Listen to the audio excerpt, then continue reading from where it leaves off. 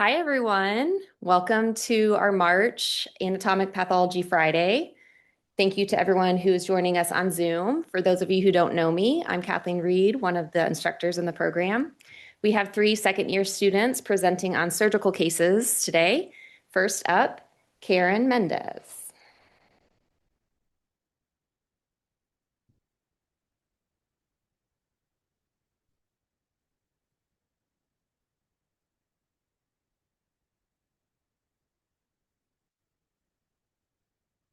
Sorry. Hello, my name is Karen Mendez, and I am a second-year student here at the University of Tennessee Health Science Center. Sorry. Today's presentation is a gastric outlet obstruction uncovering a rare mixed adenocarcinoma. And the case I'm presenting on today is actually pictured here.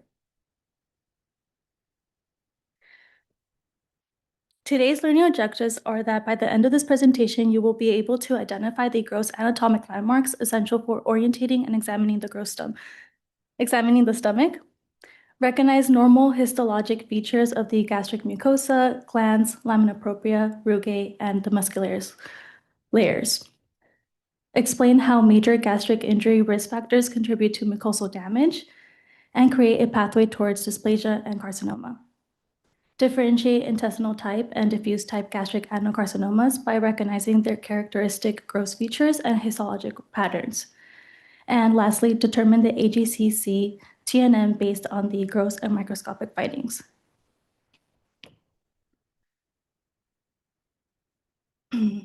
Today's presentation will briefly cover stomach anatomy and microanatomy, gastric carcinoma risk factors, subtypes, and AGCC staging, followed by the surgical case, including gross pathology, histological findings, microscopic features, and ending with the final pathologic staging.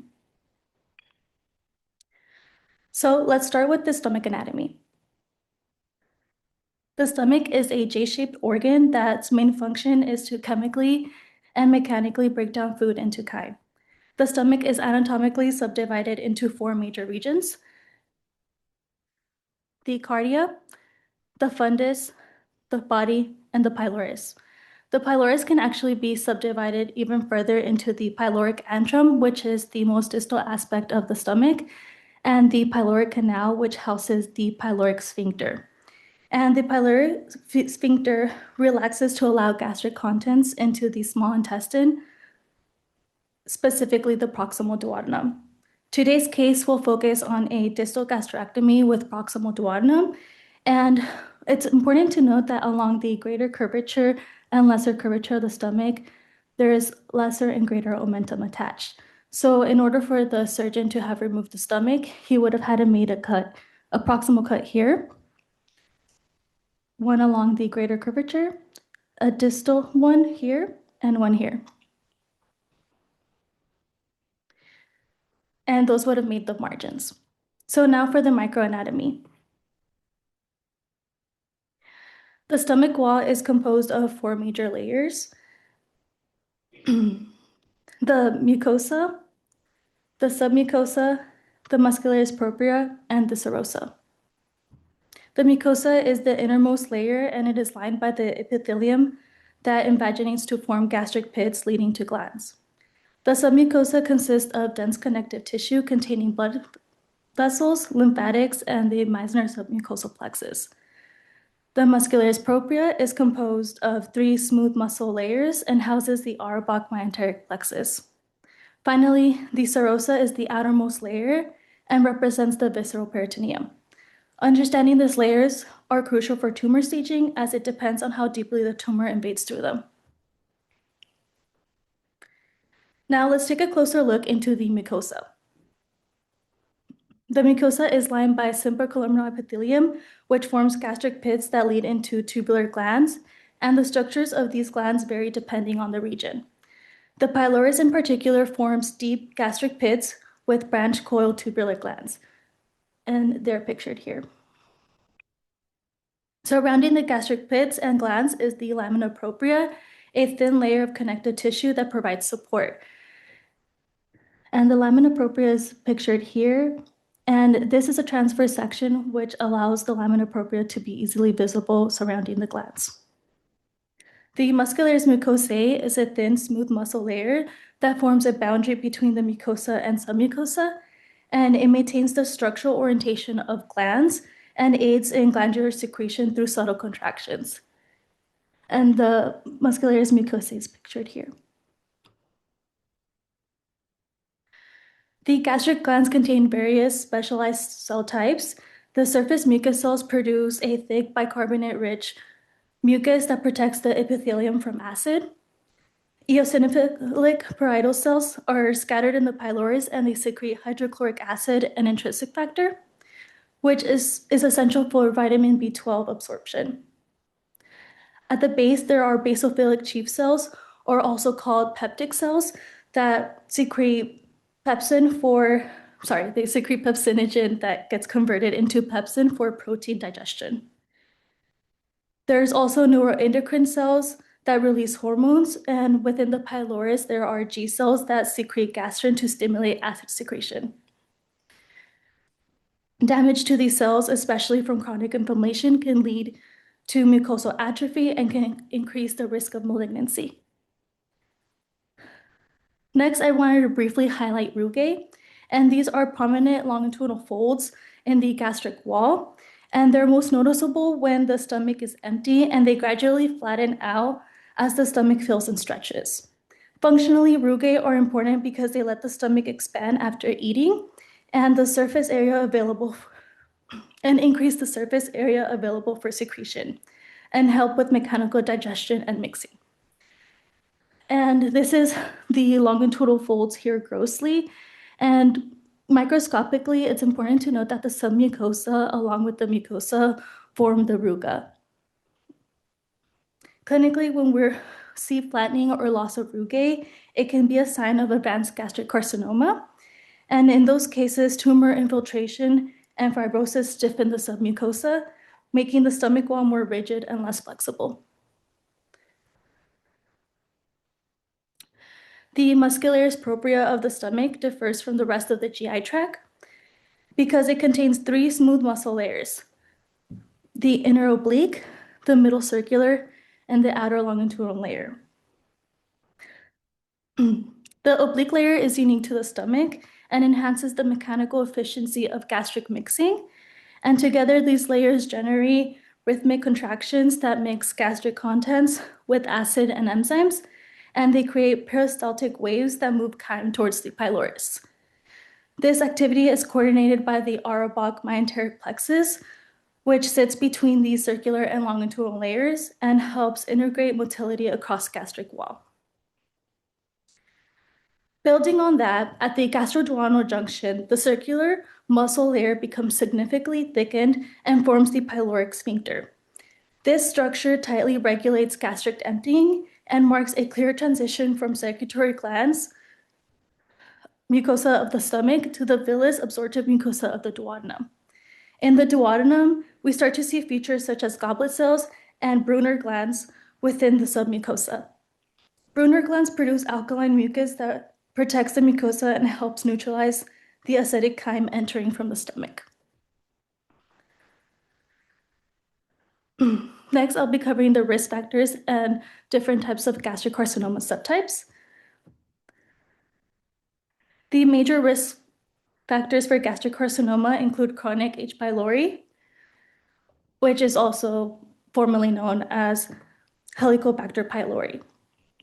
Infection, chronic gastritis, intestinal metaplasia, gastric dysplasia, smoking, heavy alcohol use, and lower socioeconomic status.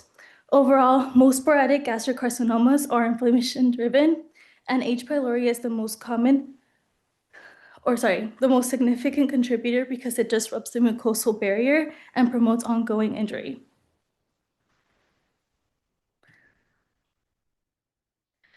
Gastritis is inflammation of the gastric mucosa, and gastropathy refers to mucosal injury with little or no inflammation. Both happen when the stomach's protective mechanisms get overwhelmed. A major cause is H. pylori because it disrupts the mucosal layer and reduces bicarbonate secretion, which weakens the mucosal barrier. As we age, mucin and bicarbonate production naturally decline, making the stomach even more susceptible. On top of that, direct injury from alcohol, NSAIDs, tobacco, or radiation can further damage the epithelium. Over time, all these factors can lead to chronic inflammation, increased cellular turnover, and eventually superficial mucosal erosion. Since H. pylori plays such a major role in weakening the gastric mucosa, it also is the most common cause of chronic gastritis. This usually starts in the antrum, which the bacteria sits in the superficial mucus layer.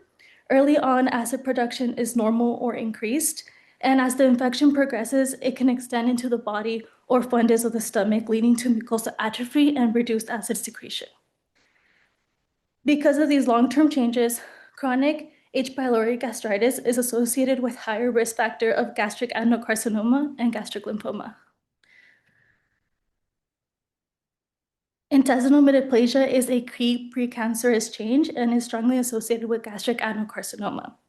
In this process, the normal gastric epithelium is replaced with goblet cells and columnar absorptive cells that resemble the intestinal mucosa. And here you can see these cleared out circles are the goblet cells. Chronic gastritis sets the stage for this by causing parietal cell loss, mucosal atrophy, and decreased acid secretion. With ongoing inflammation, the epithelium is repeatedly exposed to free radical damage and constant proliferative signals. Over time, this environment promotes the development of dysplasia.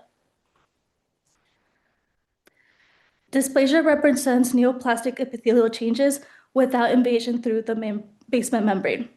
Histologically, we see irregular glands, nuclear enlargement, dark staining cells, and crowding of the epithelial cells. It typically develops in long-standing chronic gastritis and follows a classic sequence.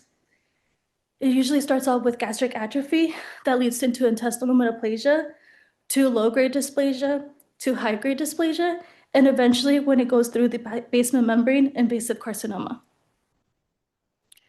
And you can see the really dark staining cells right here. Gastric adenocarcinoma is the most common stomach malignancy, accounting for 90% of gastric cancers. And most tumors arise in the distal stomach, particularly the gastric antrum, and involve the lesser curvature more often than the greater curvature. Grossly, these cancers can appear malignant as malignant ulcers with heaped up borders, pictured here, or fungating polypoid masses, or diffuse infiltrative tumors. Diffuse type tumors often trigger a strong desmoplastic reaction, which leads to rugal flattening and a classic rigid, thickened stomach wall, referred to as linitis plastica. And you can see this here. Gastric adenocarcinoma is divided into two main histologic types, intestinal and diffuse. And the intestinal type forms bulky masses and is often associated with intestinal metaplasia and dysplasia. Histologically, it's characterized by glandular structures, pictured here. The diffuse type is made up of poorly cohesive cells that tend to have more infiltrative and aggressive patterns. Histologically, there are little to no gland formation, and a hallmark feature is the presence of signet ring cells. Cells with large mucin vacuoles that push the nucleus to the periphery.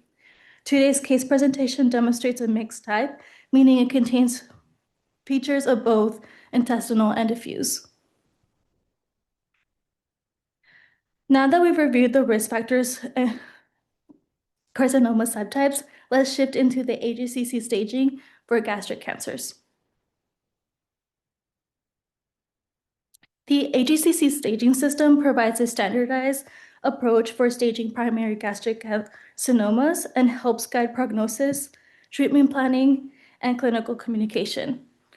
It's based on the TNM system, which evaluates three major components: the depth of tumor invasion, lymph node involvement, and distant metastasis. For accurate staging, we aim to examine at least 16 lymph nodes, with 30 being ideal.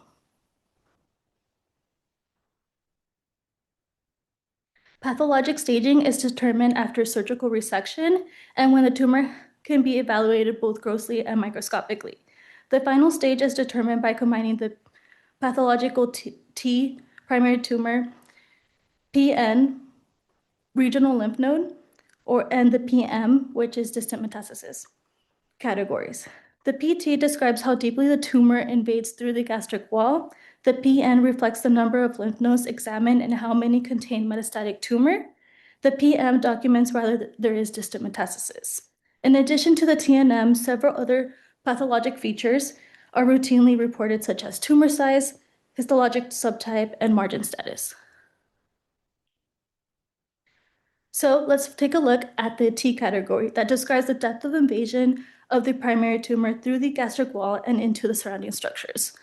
A T0 would be considered no evidence of primary tumor. A TIS is a carcinoma in situ or high-grade dysplasia. A T1A is a tumor that invades the lamina propria or muscularis mucosae. A T1B is a tumor that invades the submucosa. A T2 is a tumor that invades the muscularis propria. A T3 is a tumor that penetrates the subserosal connective tissue without invasion into the visceral peritoneum or adjacent structures. And a T4A is a tumor that invades the serosa.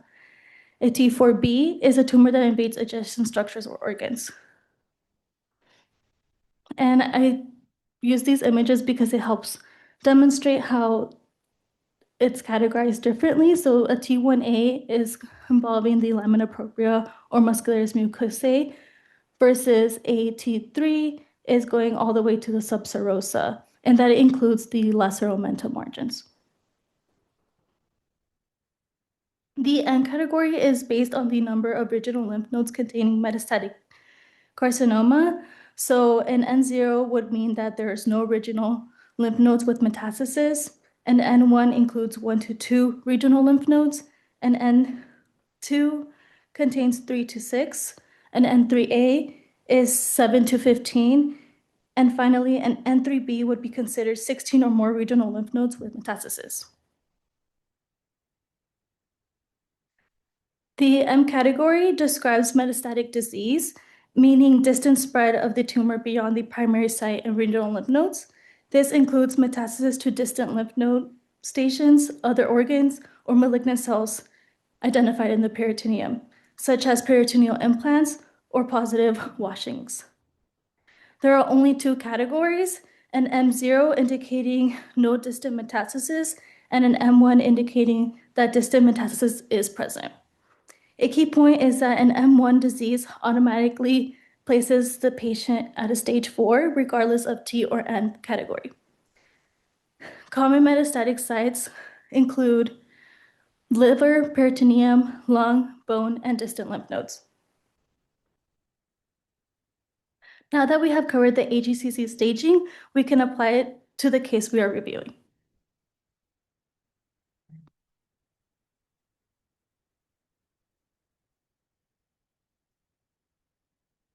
So a 58-year-old male with a history of tobacco use and alcohol abuse presented to the hospital with a gastric outlet obstruction and upper GI bleed. Imaging showed thickening of the distal stomach and proximal duodenum, along with inflamed fatty tissue and some mildly enlarged lymph nodes. Endoscopy then revealed a fungating circumferential mass in the gastric antrum with active bleeding. A biopsy was taken and came back as poorly differentiated adenocarcinoma with signet ring cells, which points towards a diffuse type component. In the OR, the stomach was found to be severely distended, containing 1.8 liters of fluid, and the pyloric mass was adherent to the mesocolon and pancreas. And there were also multiple peritoneal metastases noted on the omentum and peritoneal surfaces. So now let's look at what we received in the gross room. 3 parts were received in the gross room. Part A was a partial omentum containing 2 firm nodules that were both slightly calcified. Part B, which is the main specimen, that was the distal stomach with proximal duodenum, and it contained a 14.5 circumferential mass that extended into the omental fat and grossly involved the radial margin. There was also a superficial mucosal lesion, and a total of 18 lymph nodes were identified. And the remaining mucosa was hemorrhagic with fat and rugae, consistent with the obstruction. Part C was an additional piece of omentum that appeared grossly unremarkable with no visible lesions or masses. So this is how we received the case from the OR, and you can see that it's very bright red because it's still fresh. And the area of interest was right here. It felt very firm to the touch. So I let the specimen fix overnight, and I inked that area of interest in orange, and I inked the lesser and greater omentum margins, and we consider this to be the radial margin. I opened the specimen along the greater curvature since tumors are less likely to occur there, and it exposed the circumferential mass here. And this is the superficial lesion that I saw.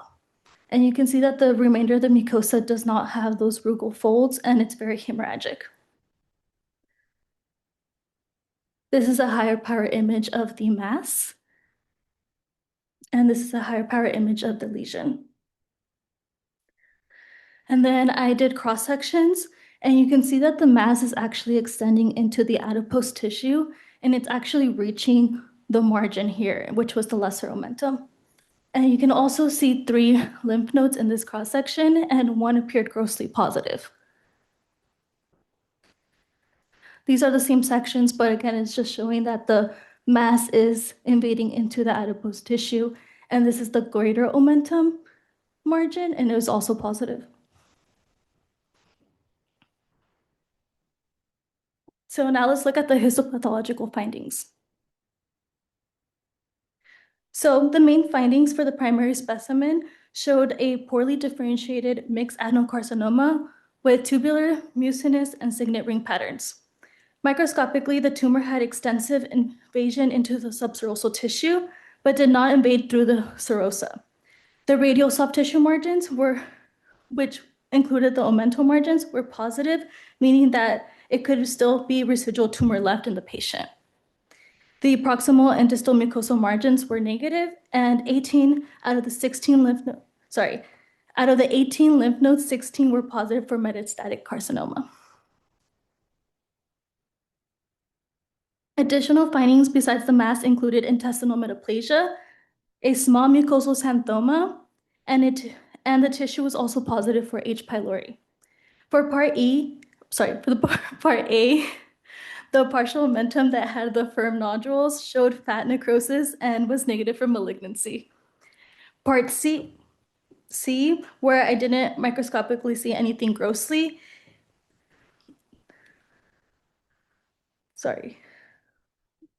there was less than 1 millimeter metastasis found.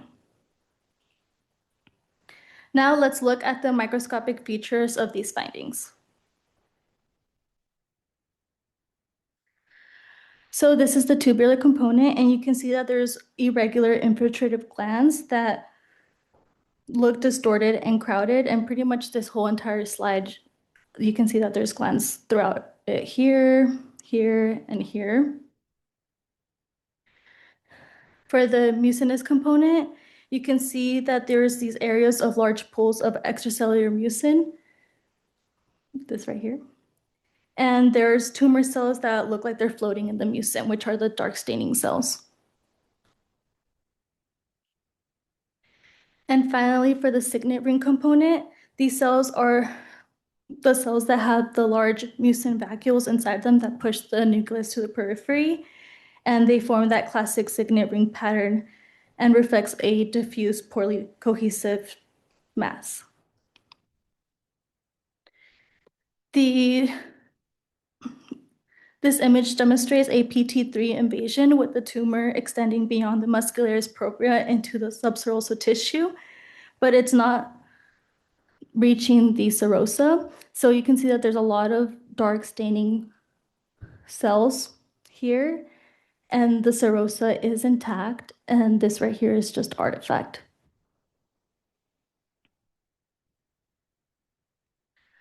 Next, I wanted to show the positive radial margin where the tumor extends into the subserosal soft tissue and the lesser omentum, and This doesn't affect the T category, but I thought it would be interesting to show you how inking those margins is important, and you can see that it's a positive margin.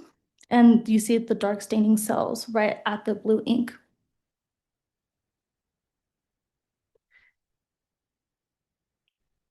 In total, 16 out of the 18 regional lymph nodes contain metastatic adenocarcinoma, which places this in a P and 3B category.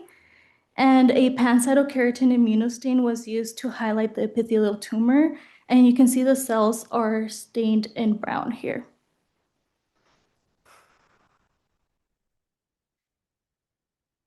This last slide shows you how the microscopic tumor deposit, the small microscopic tumor deposit in the omentum, and this was grossly not visible. It was only seen microscopically, and this does qualify as a PM1 because distant metastasis, it's distant metastasis that lies outside the primary organ. That superficial lesion ended up being a xanthoma, and xanthomas are made up of foamy macrophages that are filled with lipids, and they give a pale, bubbly appearance, and you can see them throughout this whole image. And they're often associated with chronic gastritis caused by H. pylori, intestinal metaplasia, and other chronic mucosal changes. And lastly, this slide shows how flat the gastric mucosa was, and there was a loss of normal rugae, along with prominent red blood cells indicating local hemorrhage. And it matches what we saw grossly and explains that the patient's bleeding and obstruction.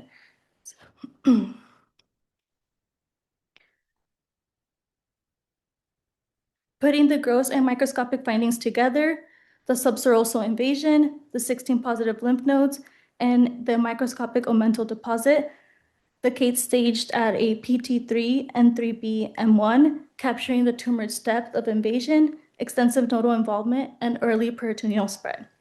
In summary, this is the complete pathologic picture, and I wanted to say thank you to the team at the UT Medical Center in Knoxville, especially Dr. Sneed, who signed out the case and reviewed it with me.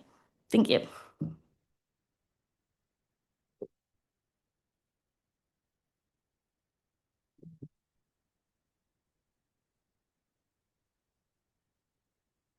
Wonderful job, Karen. Does anyone have any questions for her?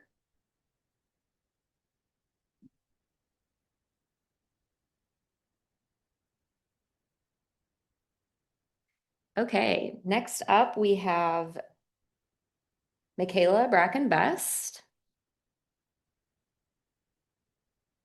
You may share your screen. Alrighty. All right, can you see everything all right? Yes. Okay, perfect. I'm going to move the little zoom. Okay. Hi, everyone. My name is Michaella Bracken-Best. I am a second-year pathologist assistant student at the University of Tennessee, and today I am presenting on a classic case of clear cell renal cell carcinoma. Okay, sorry. By the end of this presentation, it is my hope that you are able to locate and label each of the kidney's gross anatomic structures, predict how the patient's overall health would be impacted if these structures ceased to sufficiently operate, list the nephron's components. Sorry, I'm trying to move the Zoom because it's blocking my screen. There we go. List the nephron's components and explain their functions as they pertain to the role of the kidney, and explain the genetic and environmental contributors to one developing clear cell renal cell carcinoma. Lastly, I would hope that you will be able to confirm why each element of a total nephrectomy specimen's gross dictation is necessary for accurate staging. I will begin this presentation with a brief overview of relevant gross and microanatomy for the kidney before providing an overview of today's pathology, which is clear cell renal cell carcinoma. I will then provide the grossing guidelines for a total nephrectomy specimen, including a sample dictation, which was my gross dictation for this particular case. I will then show gross and microscopic photos from this case. discuss any special stains, and finally finish with the final diagnosis and the AJCC staging guidelines that brought us to that diagnosis. The kidneys are part of the urinary system, along with the ureters, bladder, and urethra. The urinary system removes waste from your body via urine and balances electrolytes and fluids within the body. The kidneys also make renin, which is an enzyme that regulates blood pressure and volume by managing sodium retention. Beginning with the most superficial anatomical structure of the kidneys, we have the paranephric adipose tissue here, which is the outermost layer of fat outside of the kidney. Directly deep to that is a fascial layer here, this sort of dark red line. The anterior aspect of this fascia is called Gerota's fascia, and the posterior aspect is called Zuckerkandl's fascia, though it is important to note that they are in continuity with each other and grossly look identical. Deep to this fascial layer is the paranephric adipose, shown here, which is in direct contact with the kidney's capsule, which you can't fully see. The kidney capsule is a very thin, protective, fibrous layer of collagen and elastin that surrounds the kidney proper. The outermost layer of the kidney proper is the cortex, which is here. The cortex is where the blood filtering units called nephrons begin and where erythropoietin is made. Deep to this, we have the medulla, which is where the loop of Henle extends into, which I will discuss in upcoming slides. Finally, deep to that, we have the renal sinus here, which is filled with renal sinus adipose and houses the lymphatics, vessels, and part of the pelvic-calyceal system. These structures exit the kidney at the renal hilum here. The cortex extends into the medulla as cortical pyramids here in gray, dividing the medulla into, cortical columns dividing the medulla into medullary pyramids here in green. At the apex of each renal pyramid is a renal papilla, each of which has an associated minor calyx here in red. Several of these minor calyces converge to form and feed into a major calyx here in blue, which combine and flow into the renal pelvis here. Urine will pass through the renal pelvis and to the ureter, from which it travels to the bladder. Going to very briefly overview the kidney's blood flow so that you have context for how the blood gets to the glomeruli. So blood flows into the kidneys via the renal artery, which then splits into segmental arteries, which split into intralobar arteries, which travel through the columns into the cortex. Once these arteries reach the boundary between cortex and medulla at the base of the medullary pyramids, they curve around that base and are called arcuate arteries. They branch into cortical radial arteries, which further branches into afferent arterioles, which, as you can see here, feed directly into the glomeruli. This is where filtration begins. When the blood exits the glomerulus via the efferent arteriole, it can branch either into the peritubular capillaries, which surround the nephron, or branch into the vasa recta, which is in the juxtamedullary nephrons, for further exchange and reabsorption. Once the blood is filtered, it will flow back towards the heart, following this exact same pattern in reverse, starting from the cortical radial veins and leaving the kidney via the renal vein through the hilum.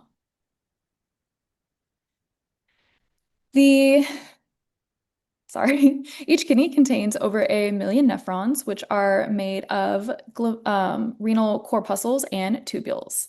The renal corpuscles are made of a glomeruli and Bowman's capsule. So glomeruli, pictured here and here, are groups of thin-walled, minute vessels that filter the blood like a sieve and then pass this filtered blood to the tubules. Bowman's capsule is a double-walled layer surrounding the glomerulus. One layer would be here, sort of hugging the glomerulus, and then the other layer is here, although it's difficult to appreciate at this power. The renal tubules remove the waste from the blood and reabsorb and return water, nutrients, and minerals. So the blood will pass through the glomerulus, and smaller molecules will continue into the tubules, and larger molecules will remain in the vasculature. This filtered fluid will progress to the proximal convoluted tubules, dip into the loop of Henle, and then proceed to the distal convoluted tubules, and then finally the collecting duct where it actually becomes urine. In the proximal convoluted tubules, different substances are reabsorbed back into the bloodstream.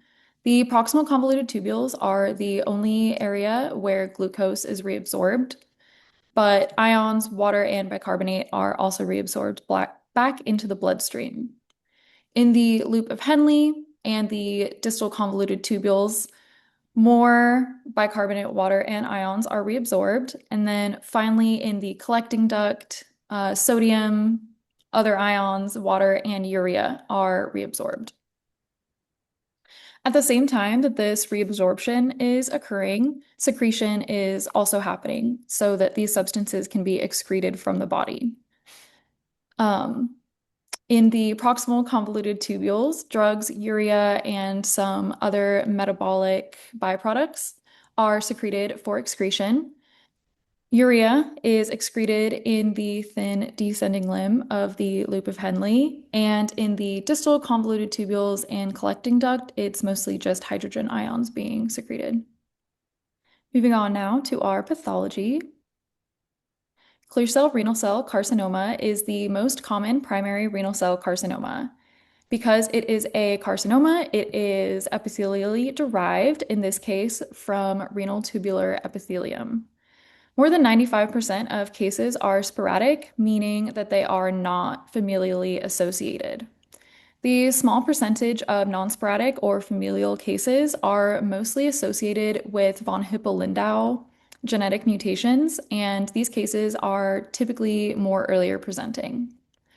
Other risk factors for someone developing clear cell renal cell carcinoma include smoking, obesity, hypertension, long-term dialysis, and being a male over the age of 40. Here on the left-hand side, I have included a photomicrograph from our case today. Here is the tumor cells. Just a little sneak peek. So the familial or non-sporadic cases of clear cell renal cell carcinoma mostly occur due to a two-step phenomenon that leads to a loss of function in the VHL or von Hippel-Lindau protein. The first step of this two-step process is called chromothripsis, and this is where chromosomes just shatter and then are randomly reassembled. This causes clustered rearrangements of genetic material, and in this case, those clustered rearrangements will lead to the loss of a segment in the short arm of the specific chromosome.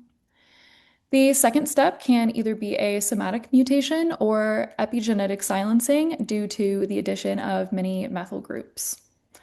Once this VHL protein function is lost, it allows for the accumulation of hypoxia-inducible transcription factor alpha. This is a master transcriptional regulator that allows cells to adapt to low oxygen environments. So this accumulation allows the amassment of hypoxia-associated genes, such as VEGF. These hypoxia-associated genes are upregulated in response to hypoxic conditions and typically promote angiogenesis. This accumulation and upregulation enables cancer cells to survive and thrive in a low oxygen tumor environment and ultimately worsen the prognosis. Clear cell renal cell carcinoma generally grossly presents as a firm and bulging, well-defined cortical mass. It is typically canary yellow due to the abundant cytoplasmic lipid content, but can also have patchy areas of brown coloration due to granular cytoplasm, and has also been observed to have some patchy red areas as well due to abundant thin-walled vasculature, which would make sense due to those angiogenesis promoting factors we discussed. Microscopically, clear cell renal cell carcinoma usually has large polygonal cells, as you can see here in this photomicrograph. These cells usually have a clear cytoplasm due to the glycogen and lipid accumulation, and typically grow in a compact nested or acinar growth pattern with very delicate vasculature. This delicate vasculature and clear cytoplasm generally is described as giving these cells a leaf-like appearance. Clear cell renal cell carcinoma will often breach vessel walls, particularly the renal vein, because it has a thinner wall compared to the renal artery. If the tumor cells do end up breaching vascular walls, they will often grow as solid cords along the renal vein lumen toward the inferior vena cava. From here, this can cause venous thromboemboli to the lung and secondary tumors form. Clear cell renal cell carcinoma also has a propensity to metastasize to the bones and brain. The clinical course for clear cell renal cell carcinoma is variable depending on the patient's overall health.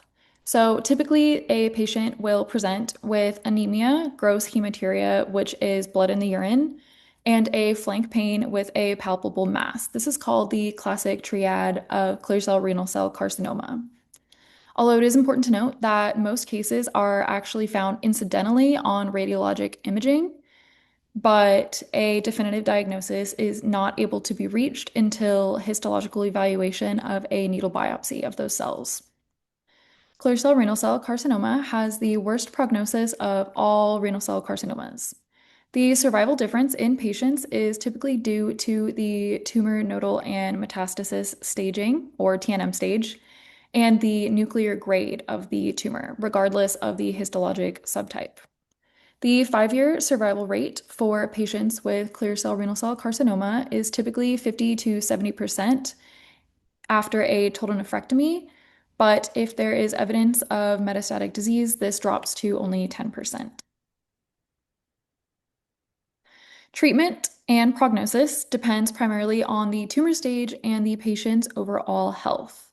So if the patient presents with tumor from stages 1 to 3, generally a total nephrectomy can be curative, although in up to a third of cases, the tumor can reoccur.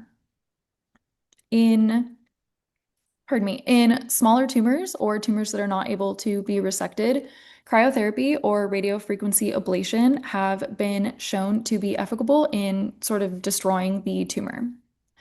Unfortunately, systemic chemotherapy does not have very good efficacy and is not often used in these cases. Combined tyrosine kinase inhibitors and checkpoint inhibitors for advanced clear cell renal cell carcinomas is able to be used. These are targeted therapy drugs that block enzymes, which are the tyrosine kinases. These are responsible for cancer cell growth and division, so inhibiting them will stop the cancer from continuing to grow and divide. These tyrosine kinase inhibitors for clear cell renal cell carcinomas typically target VEGF or PDGFR, or sometimes both.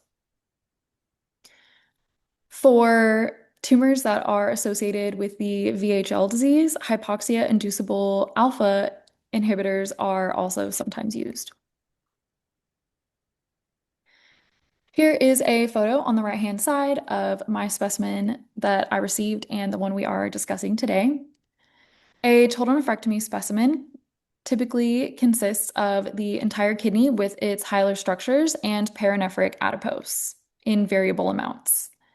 Sometimes it can have that fascial layer on the anterior and/or posterior side, part or the entirety of an adrenal gland, and in cases of urothelial carcinoma, it can also have a bladder cuff attached to the distal aspect of the ureter. These total nephrectomy specimens are generally removed for carcinoma, but can also be removed due to non-neoplastic lesions that negatively impact kidney function, such as hydronephrosis, severe infection, or a non-functioning graft. Here on the left-hand side is a picture of the same specimen after it has been inked per institution guidelines. Per Lester, the first thing you should do if you receive a total nephrectomy specimen is to check the patient history so that you can devise a grossing plan. In the case of this case specifically, there was not a particularly robust history. It was just a needle core biopsy showing that there was clear cell renal cell carcinoma. But other than that, I didn't really have anything to go off of. The next thing you should do is orient the specimen based on the hilar structures and the overall shape of the specimen. Once you have noted what you have and oriented yourself, you should state what you have and provide measurements in your gross dictation. This includes the weight of the specimen, the three-dimensional size of the specimen, and the length and diameter of hilar structures. It's important to inspect for intactness and any thrombi because, as I said, clear cell renal cell carcinoma does have a propensity to grow into the renal vein. Ink your specimen per institution guidelines and collect your hilar margins. Then bivalve the specimen and provide internal measurements, such as the kidney proper, the mass, any additional lesions, and if there are multiple lesions, always measure between them. Then describe your mass, not only the size, but also the color, configuration, focality, and any necrosis. If there are additional lesions, describe those as well after your primary pathology, and then describe the uninvolved parenchyma. Generally, it is advised to fix your specimen overnight for better histology. So we're going to fix our specimen overnight before taking sections. The general submission guidelines for a total nephrectomy specimen include the margins to make sure that they are clear of any cancer, thrombus if present, and when you're taking this section, it's important to make sure you don't dislodge the thrombus. A section of all major structures present for documentation purposes. One section per centimeter greatest dimension of your lesion to include the lesion and its relationship to all major structures, as well as a section of grossly uninvolved parenchyma between lesions to make sure there's no occult histological communication between them. Lastly, you should always provide at least one section of uninvolved kidney, generally with the corticomedullary junction. Here on the right-hand side, I have a photomicrograph of the kidney cortex from a section for this case. You can tell it's cortex because there are some glomeruli up here. And down here is all tumor. You can see in the center there are some red blood cells indicative of hemorrhage. Here is my gross dictation. I'm not going to read it out loud fully, but I wanted to include it so you could see an example of how the information we just discussed could be stated. Here on the left-hand side, I have a photo of the fresh bivalved specimen. As you can see here, there is a cortical cyst abutting and possibly involving the renal sinus and some slight discoloration up here in the superior pole.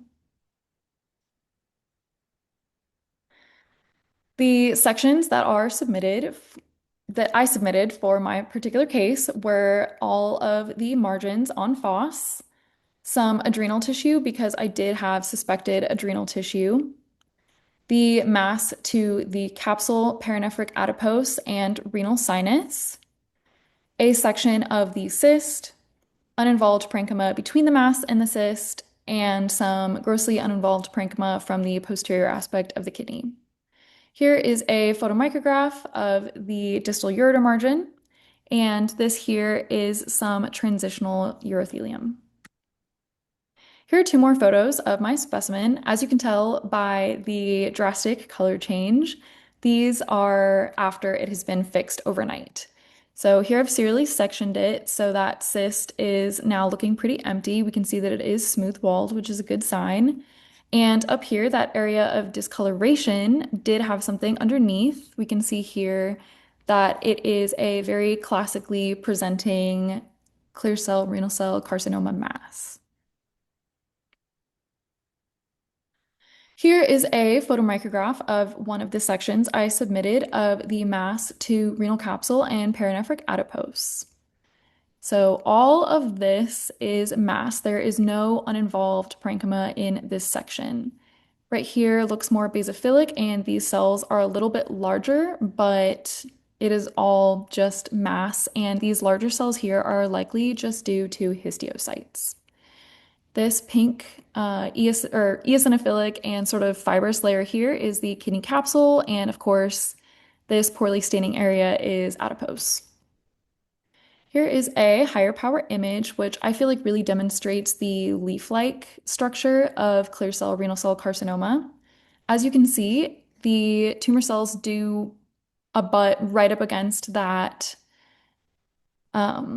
kidney capsule, but they respect that boundary and they do not invade into it or through it into the adipose.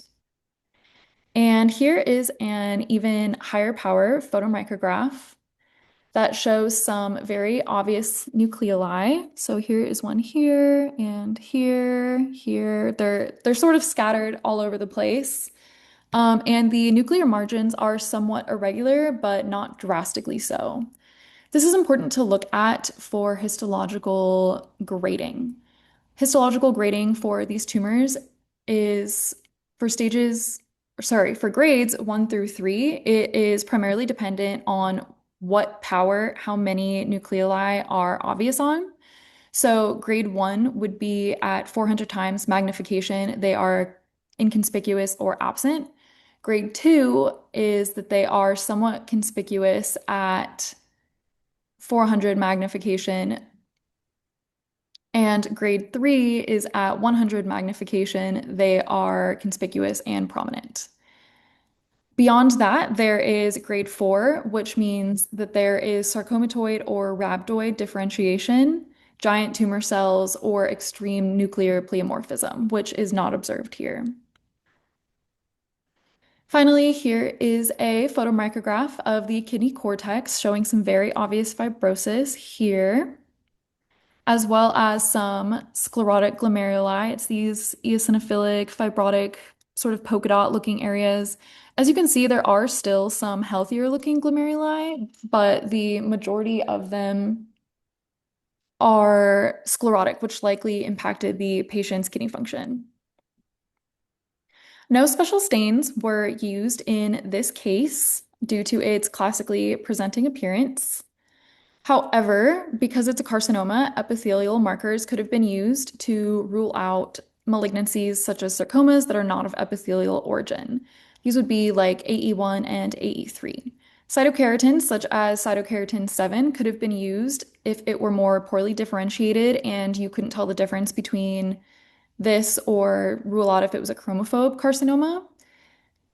A chromophobe renal cell carcinoma would have been CK7 positive, and this clear cell would have been CK7 negative. The final diagnosis for this case was clear cell renal cell carcinoma with a WHO ISUP histological grade 2 of 4. It was unifocal because there was only one spot, and per my gross description, it was 5.9 centimeters in greatest dimension and limited to the upper pole of the kidney, placing it at a PT1B, which we will get a little more into detail shortly. The margins of the resection were all completely uninvolved by carcinoma, and there were no sarcomatoid or rhabdoid features identified within the tumor.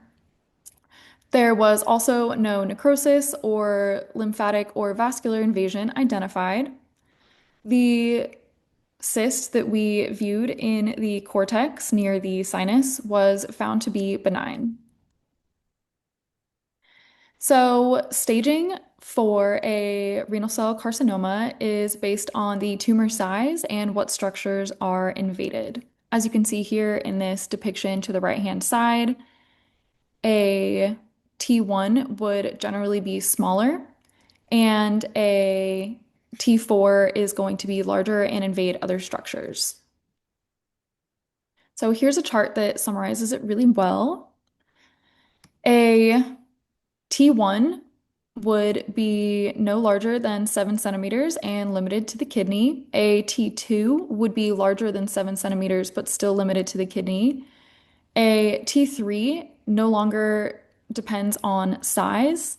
It just depends on what major structures it invades, such as the veins, paranephric tissues, or Gerota's fascia. So a T3 would not invade Gerota's fascia, but a T4 would invade beyond Gerota's fascia.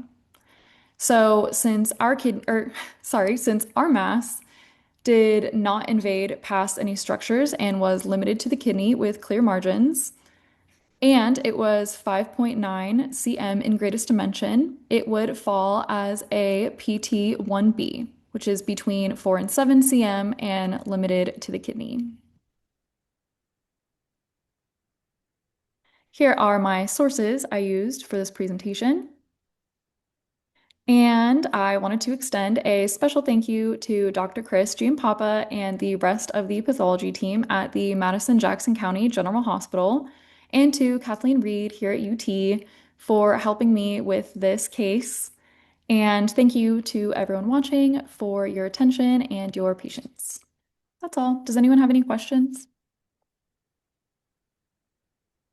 Wonderful job, Michaela. Any questions for Michaela? Yes, there is one question. Go ahead. So I have two questions. How much of the mass did you submit, and were there certain areas of the mass that you chose to submit over others? Yes, I chose to submit how many? I submitted 6 or 7 sections of the mass. I chose to submit sections of the mass that anything that looked different. So as you could see on one of the photos, there was some areas that looked a little darker than others, and then some areas that had some hemorrhage. So I wanted to make sure that all of those were seen histologically and that the mass's relationship to all the structures were seen, if that answers your question. Thank you. Yeah. Any other questions? All right. Thank you, Michaela. You may stop sharing your screen. And our last presenter is Maggie Roeder. Maggie, you can share your screen.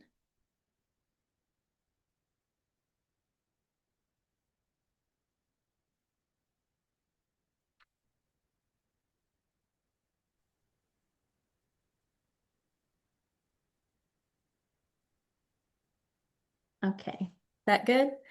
Yes. Okay, perfect. Okay, my name is Maggie Roeder. I'm a second-year pathologist assistant student at UTHSC, and today I will be presenting on my case, One Specimen, Two Malignancies, a Cystoprostatectomy case study that I had the privilege of working on while I was rotating at Regional 1 in Memphis. Here are the learning objectives for my lecture. So at the end of this presentation, the listener will be able to recognize basic anatomy and microanatomy of the urinary bladder and prostate, explain the major environmental and clinical risk factors that are associated with urinary bladder and prostate carcinoma, predict an appropriate Gleason grade for prostatic adenocarcinoma based on histologic patterns, integrate gross and microscopic findings of a cystoprostatectomy specimen to determine accurate AJCC pathologic staining, urinary bladder and prostate, and evaluate the prognostic significance of tumor invasion into wall layers, adjacent tissue, or adjacent structures in the urinary bladder and prostate. Here is the outline for my lecture. So I'll begin by giving a brief review of anatomy and microanatomy on the urinary bladder and the prostate, and then I will discuss urothelial carcinoma, prostatic adenocarcinoma, and then get into this case specifically, starting with the clinical background, gross findings, microscopic findings, and then ending with in the final diagnosis. So starting with the anatomy review of the urinary bladder. This is a hollow muscular organ that holds urine. It is located within the pelvic cavity, and it is the most anterior element of the pelvic viscera. It is subperitoneal, so it's not entirely encased in peritoneum, but it sits right below the peritoneum, so you can find peritoneum on the superior and posterior surface. Ureters travel down from the kidneys and enter at the posterior base of the bladder, so there's ureters represented here, entering the bladder, and then these openings would be the ureteral orifices, and then so urine is coming in through these, and then the urine will exit inferiorly through the urethra. So where those ureters enter and the urethra exits makes a smooth-walled area called the trigone. And then surrounding that urethral opening is what's known as the bladder neck. And then in males, the bladder is sitting superior to the prostate, and that urethra actually passes through the prostate, which is known as the prostatic urethra. And then a cystoprostatectomy specimen is when they remove the bladder and the prostate as a unit. The internal lining of the bladder or the mucosa makes folds that are called rugae, kind of similar to the stomach. So these rugae allow the bladder wall to expand and shrink as it fills or empties with urine. And then, as I mentioned, the bladder is a very muscular organ, and the muscle specifically is known as detrusor muscle. And we will look at that a little more closely when we go over the microanatomy. There are two sphincters that control the release of urine. There is an internal and external urethral sphincter. So those are located here and here. Moving on to the prostate. So as I mentioned, it is inferior to the bladder. It can be thought of as a rounded cone with a more broad base that is superior, and then it slightly tapers inferiorly into an apex. The prostate itself is made up of 30 to 40 glands, and their secretions contribute to semen. And then the secretions will exit through that prostatic urethra that we know is running through the center of the prostate. Additionally, in this photo, we can see seminal vesicles and vas deferens.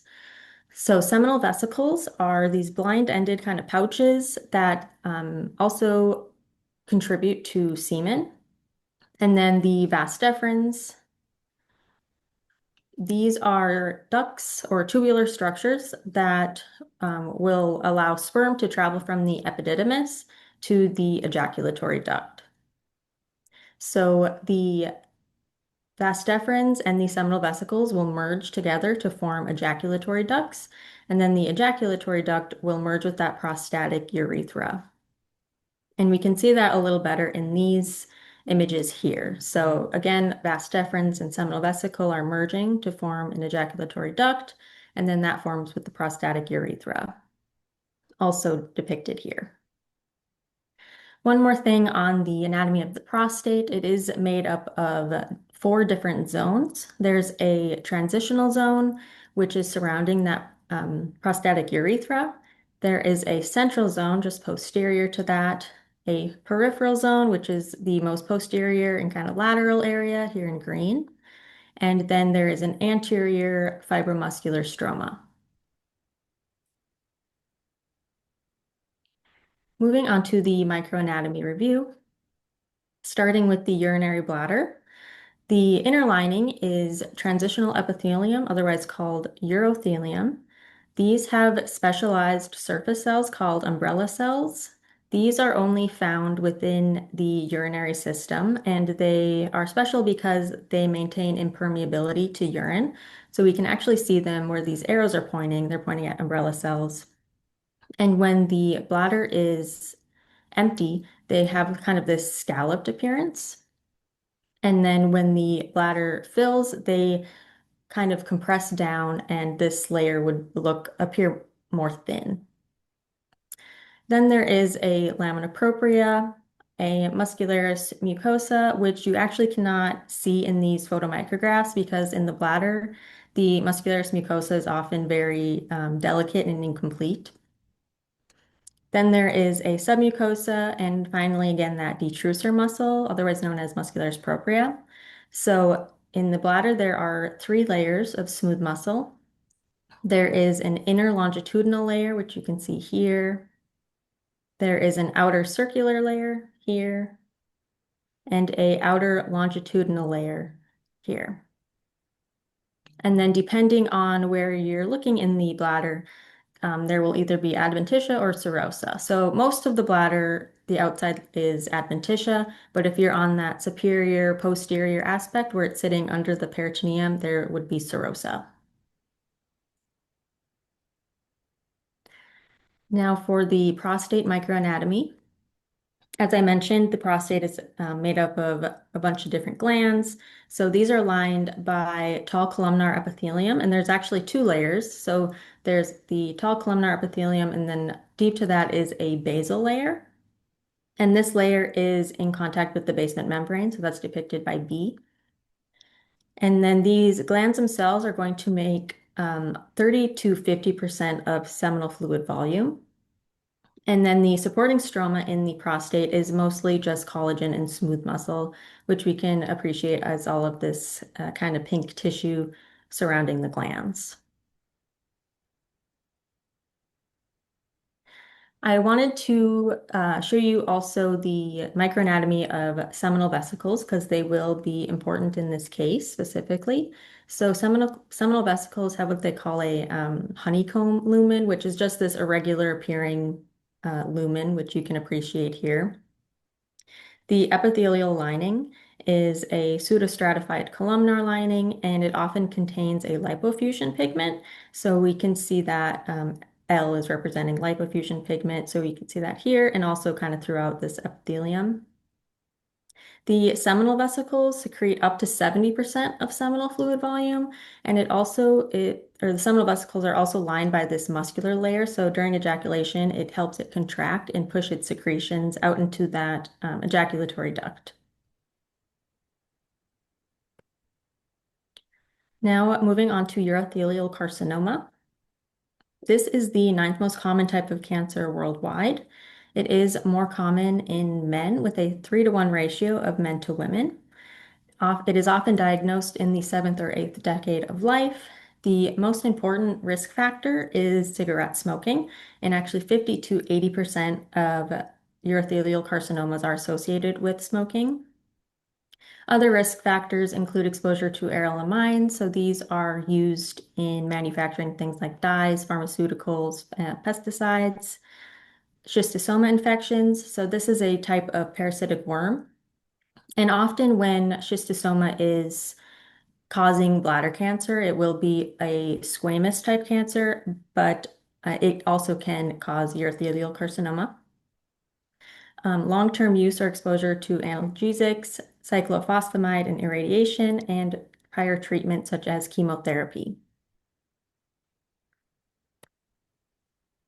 The pathophysiology of urothelial carcinoma. So as its name suggests, it's arising from that urothelial lining. So that inner lining we see in the bladder. So that's depicted here in these purple layers. There are 2 pathways that this comes about. So there's a papillary pathway. So that's shown up here. It would start as a benign papilloma, and then it can become high grade and invade into the deeper layers. So that's also shown in this image down here. It's showing the cancerous cells invading that lamina propria layer and also the muscularis propria layer here. And then there is a flat pathway. So it develops as this flat kind of thickening, and then that can also become invasive.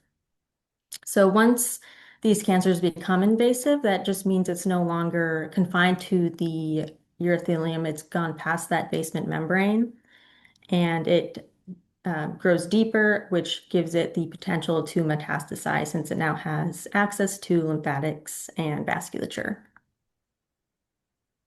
The morphology of urothelial carcinoma. So grossly, it can vary quite a bit. It can be papillary, flat, nodular, just a thickening of the wall. It can ulcerate, be fungating, infiltrative. So there is a pretty wide variety of gross appearances.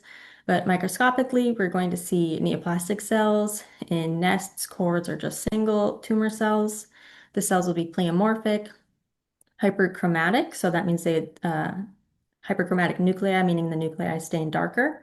And then if it's high-grade mitotic figures, this photomicrograph on the left is demonstrating a high-grade tumor. So if you see the T here, this is representing tumor cells and smooth muscle. So these tumor cells are invading that smooth muscle. There is a divergent morphology I wanted to mention, the most common divergent morphology being squamous differentiation. So this is actually seen in up to 40% of urothelial carcinomas of the bladder, so not that uncommon. So it's not seen in this photomicrograph here, but histologically you would see squamous cells, so they'd have larger nuclei and a much more eosinophilic cytoplasm. And this divergent morphology possibly leads to a worse outcome, but that also just may be due to the advanced stage when they're discovering these cancers. The clinical features of urothelial carcinoma, the most common symptom is hematuria, so blood in the urine. There may also be increased urination, urgency, and dysuria, so painful or difficult urination. And then pyelonephritis or hydronephrosis if the ureteral orifice is obstructed. So that's where the ureter is entering the bladder. If that opening is obstructed, it can cause infection of the kidney or dilation and swelling due to urine backing up. Moving on to prostatic adenocarcinoma. This is the most common form of cancer in men, and it is the second most common cause of cancer deaths in men. The chance of getting prostatic adenocarcinoma increases with age, with most cases being diagnosed in the ages between 70 and 80. There are environmental and genetic risk factors. So there's what they call the Western diet. So when I was reading Robbins, their example of a Western diet was eating lots of charred red meats and animal fats. So foods like this can create oxidative stress in that prostatic epithelium and cause damage. And then those with first-degree relatives with a history of prostate cancer also have a increased risk. And there are multiple specific mutations that have been identified that relate to prostate cancer, but I won't get into those specifically here today. The pathophysiology of prostatic adenocarcinoma. So almost all of them are adenocarcinomas. They arise from the prostatic epithelium. So this is representing just a normal prostate gland.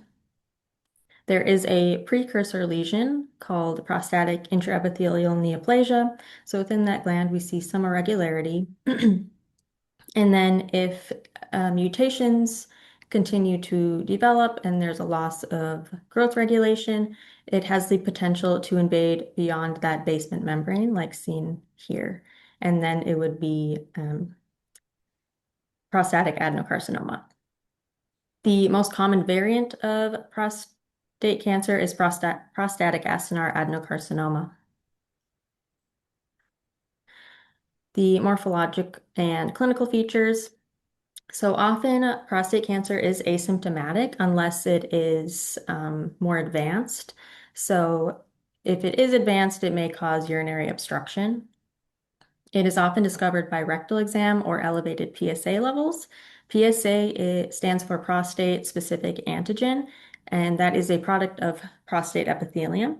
But just because PSA is high doesn't necessarily mean prostate cancer. It could just be due to something benign like benign prostatic hyperplasia.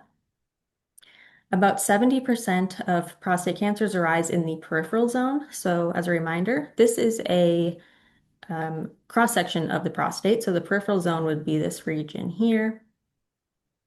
And when I was studying this, other sources did say up to 80% arise in the peripheral zone. So it's safe to say that most of them arise here. Grossly, you often can't see this tumor, but if you can, it might be gritty and firm. In this image, again, you can actually visualize it. You can see it right here. It is very ill-defined and somewhat hard to see, though. Histologically, the glands are usually smaller and they lose that basal layer. So in this photomicrograph up here, these are cancerous glands in the center, and these are normal glands surrounding it. So we can see that these glands are a bit smaller than the surrounding glands. They also have an amphiphilic cytoplasm, which means that they are staining both acidic and basic, so they do appear a little darker. And this is often seen in prostatic adenocarcinoma distinctly. And they can range from well-formed glands, like in this example up here, to having no glandular appearance whatsoever and just sheets of malignant cells. So I wanted to discuss Gleason grading in this case. So Gleason grading can help determine prognosis and guide treatment. And it is, well, they give a Gleason grade by assigning a numeric value depending on what this cancer looks like microscopically. So most prostatic adenocarcinomas have 2 or more patterns.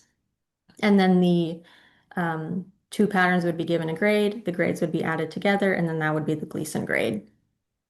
So 1 would be small, well-defined, 2 through 4 just intermediate, and 5 would just be sheets of malignant cells. So this is just an example of 3 and 5, and they would be added together to make a grade of 8.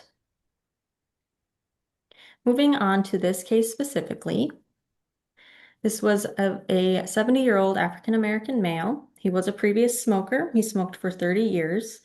He has a history of metastatic parotid carcinoma, which was treated with chemotherapy multiple times from 2014 to 2021.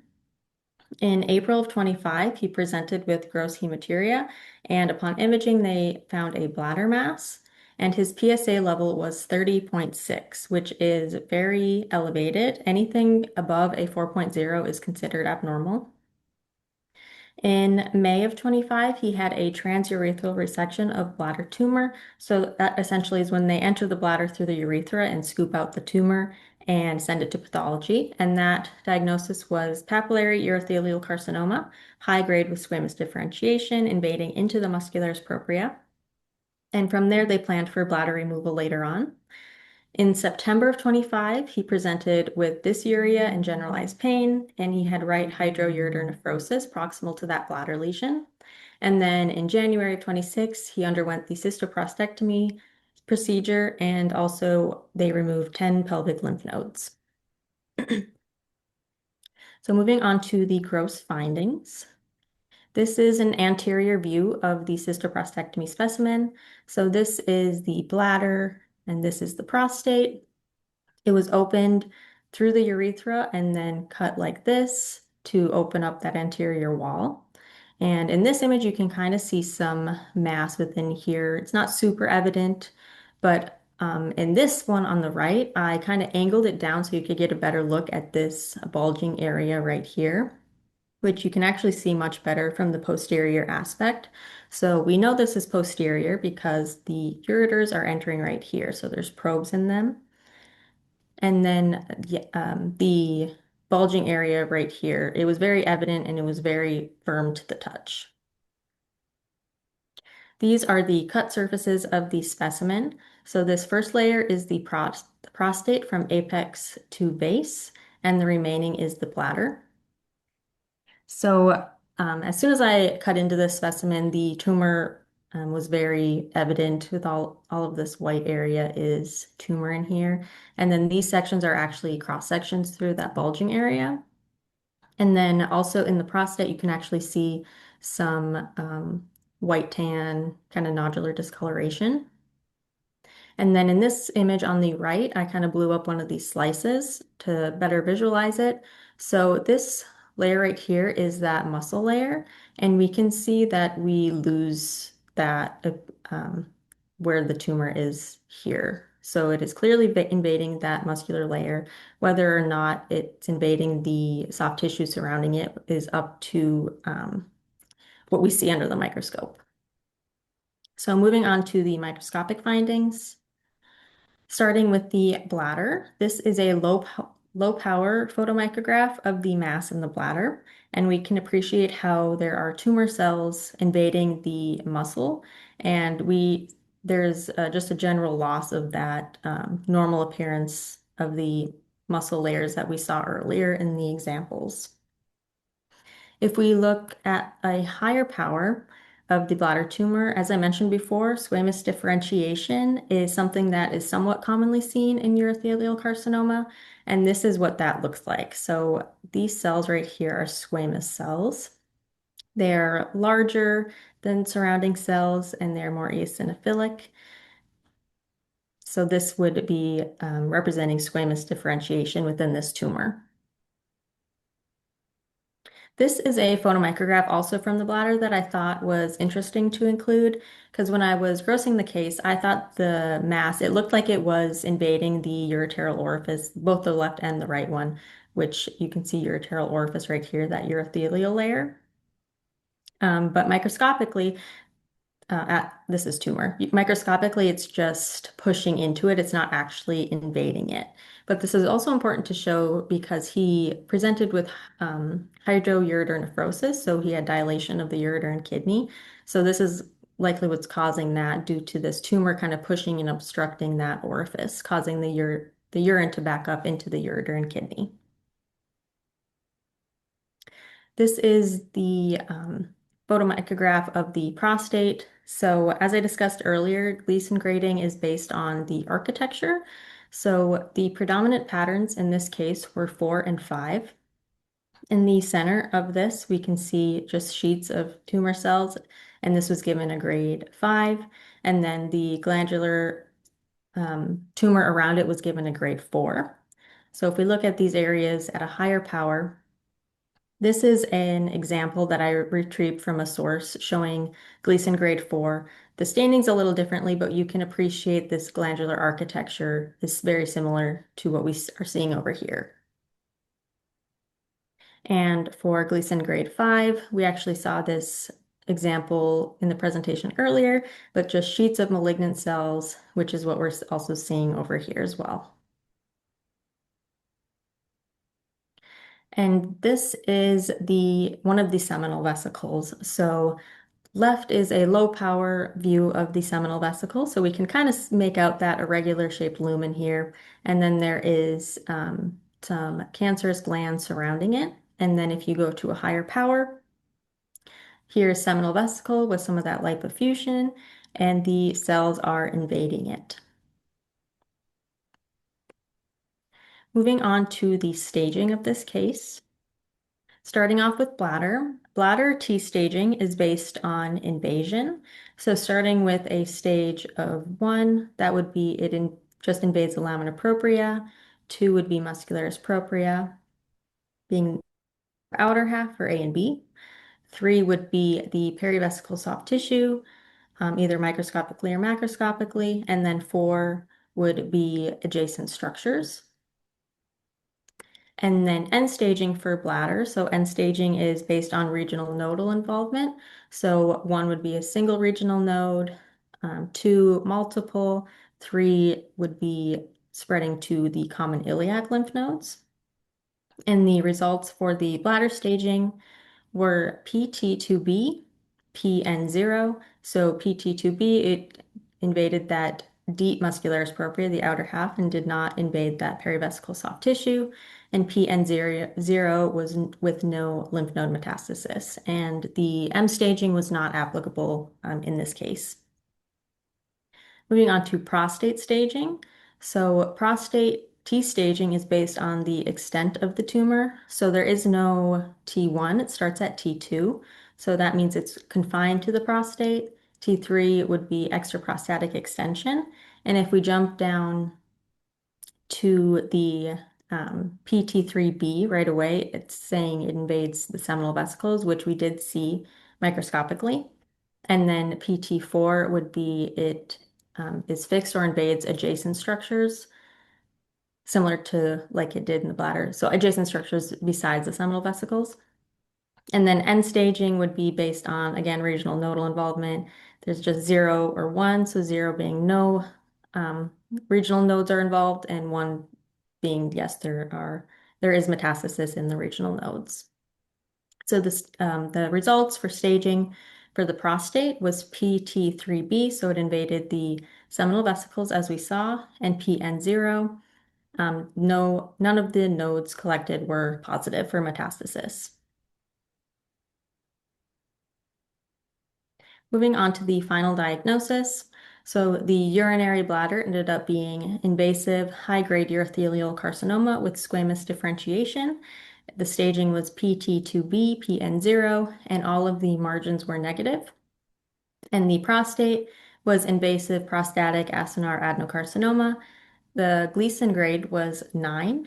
The staging was PT3B, PN0, and there was a positive margin at the left apex. I wanted to give a special thanks to Dr. Murray at Regional 1, who signed out this case and reviewed the histology with me, Jasmine Beckton at Regional 1, and my instructor, Kathleen Reed, for their guidance and support in this case. And here are my references. Wonderful job, Maggie. Are there any questions for Maggie?